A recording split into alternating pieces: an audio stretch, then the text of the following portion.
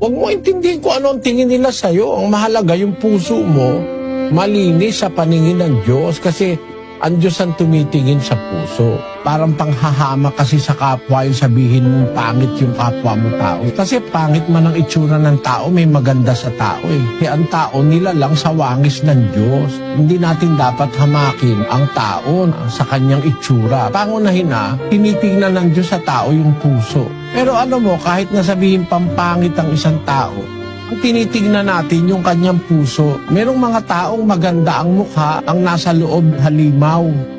Pero meron taong mukhang halimaw ang mukha, pero ang nasa loob ay parang kordero. Ganon. Kaya huwag tayong titingin sa anyo. At huwag ka rin maiinis kapatid kung pipintasan ka o lalaitin ka. Huwag ka maiinis. Dapat magkaroon ka ng pagtitiwala sa Diyos na lahat ng tao, Diyos ang gumawa.